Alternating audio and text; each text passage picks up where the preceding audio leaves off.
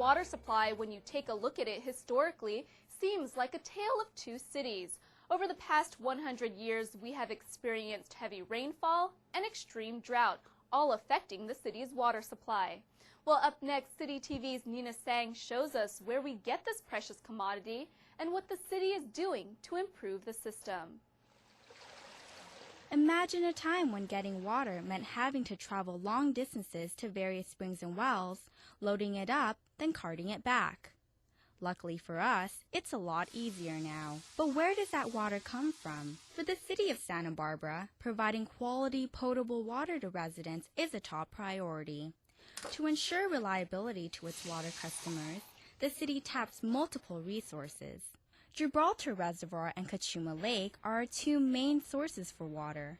Each is routed through a tunnel within the mountains. Offsetting the need for additional potable water, the city also relies heavily on ground and recycled water. For additional insurance in case of drought, the city became a member of the State Water Project and built a desalination facility. But to understand why this backup plan is even necessary, we need to take a step back and look at Santa Barbara's water history. Santa Barbara has a long history of water. We have the development of the Gibraltar Reservoir and the Mission Tunnel, which date to the very early 1900s, and then was our primary water supply for many years until the 1950s when Cachuma was constructed, and that became an equally important water supply and now has surpassed the importance of Gibraltar in supplying water to Santa Barbara. The city relies on Gibraltar Reservoir as a year-to-year source. The much larger Cachuma is a multi-year source, meaning we count on it to carry us through the years where we have little rainfall. While rainfall is extremely important, equally critical are the tunnels that connect Gibraltar Reservoir and Lake Cachuma to the city. If these tunnels fail, our major water supplies go with them.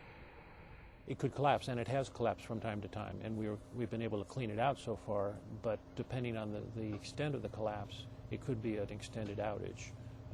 Could be months, could be years. And while the tunnel is closed, we're not able to get water through it.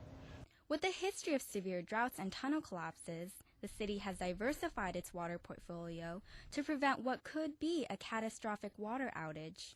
That's another reason why groundwater is such a critical part of our supply. It could be the only potable water available to us for months at a time, so it's important for us to maintain that and have it ready for use. Groundwater is the water that seeps deep into the ground and is stored in small spaces between the rock and soil particles. The city has 9 groundwater production wells. That water goes directly into our distribution system or to the Ortega groundwater treatment plant. As a way to keep as much water as possible allocated for drinking, the city also uses recycled water. Recycled water is used water that comes from homes and businesses and is treated at the city's wastewater treatment plant. It's used on large landscapes such as schools, parks, and golf courses. During an emergency drought, however, reservoir water would be reduced, groundwater pumping would be increased, and as much state water as possible would be ordered. This still might not be sufficient for all of Santa Barbara, so we might need to restart the desalination facility, which was built during the drought in the early 1990s. Due to the high cost of maintaining the equipment, the desalination plant is currently inactive. However, in the case of an emergency drought, it could be a significant source of water.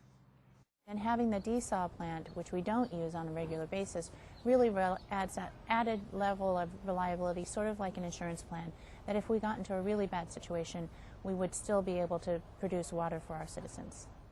In addition to constructing the desalination plant, the city voted to join the State Water Project in 1991.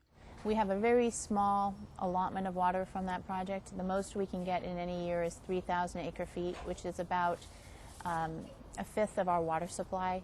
But it does add to the reliability of our supply, because it means that in a period of drought we could potentially go and try and find water that other agencies were selling, and we would have the infrastructure to get it to us.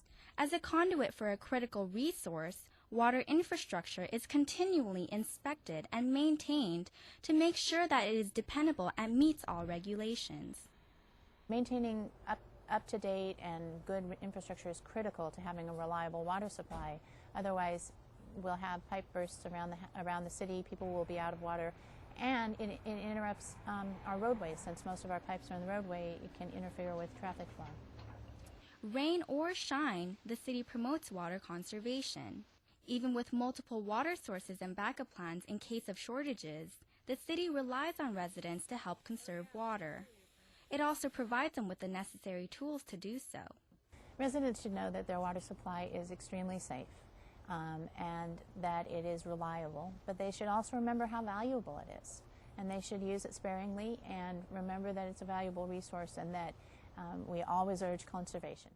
A diversified water portfolio combined with conservation ensure that the residents of the city of Santa Barbara can go to the tap knowing that they will have clean water whatever the weather. And to make sure you're doing your part, you can get a free water audit to analyze your household's water usage by calling 564-5460. And for more water conservation tips, visit sbwater.org.